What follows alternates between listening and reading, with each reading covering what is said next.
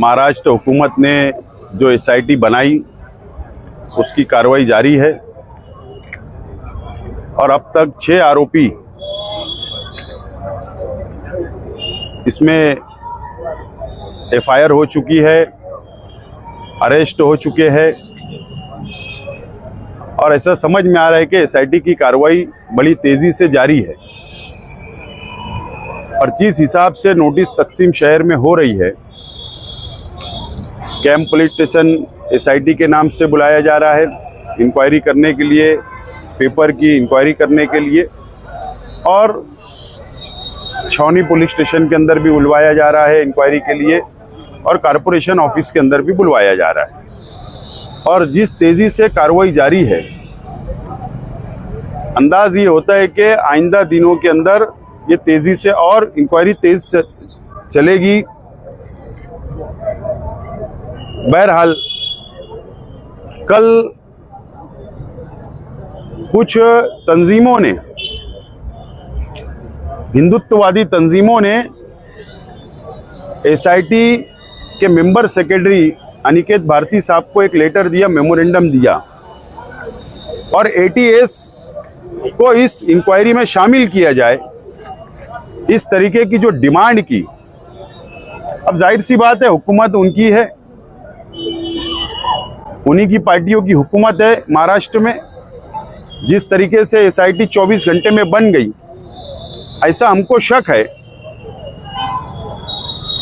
कि एटीएस भी इसमें इन्वॉल्व हो सकती है। इसके लिए हम लोग बहुत सतर्क है, बहुत संजीदा है और इसके लिए माइनॉरिटी डिफेंस कमेटी की शनिचर के रोज दोपहर 2 बजे प्रेस कॉन्फ्रेंस है और बाकी की बातें आइंदा का हमारा लाएअमल, जो हम मुंबई गए थे वहाँ की पूरी तफसील प्रेस के जरिए आवाम के सामने हम लोग रखने की पूरी कोशिश करेंगे। शनिचर मामला जिस हिसाब से नोटिस बढ़ रही है, मामला संगीन हो गया है और मैं जिन लोगों को भी नोटिस दी जा रही है उन लोगों से हम लोग पहले भी बोले हैं कि राष्ट्रवादी भवन पर सुबह 11 बजे से 6 बजे तक कानूनी रहनुमाई की जा रही है।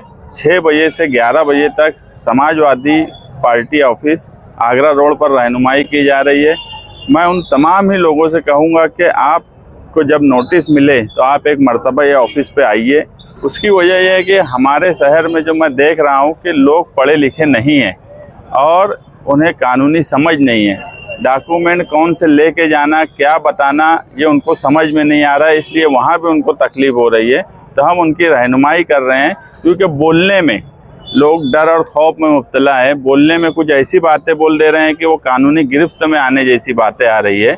इसलिए नोटिस जिनको भी मिल रही है वो ये ऑफिस पर आकर वहाँ ज़रूर बताएं और समझ ले।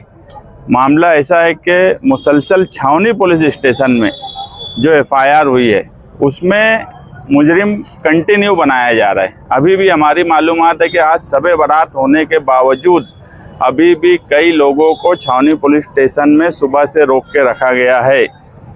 पुलिस डिपार्टमेंट कहीं पे कोई शब बारात त्यौहार इसका कोई लिहाज नहीं रख रहा है। नहीं तो हमेशा ये हुआ है कि अगर कोई मामला चल रहा है तो कोई त्यौहार है, कुछ है, तो कहीं ना कहीं उस वक्त कोई सहूलत दी जाती थी। मगर ऐसा देखा गया कि इन 2 दिनों में सख्ती ज़्यादा बढ़ा दी गई है, इंक्वायरी ज़्यादा तेज़ी से शुरू कर दी गई है। आने वाला वक्त रमज़ान का है।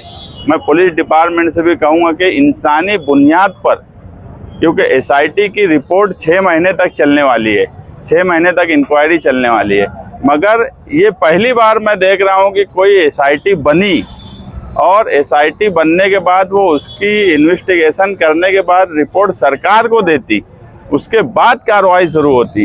ये पहली महाराष्ट्र में एसआईटी है जहां पर एसआईटी की अपनी इंक्वायरी भी चल रही है और उस बीच में एफआईआर के बाद उनको मुजरिम भी बनाया जा रहा है।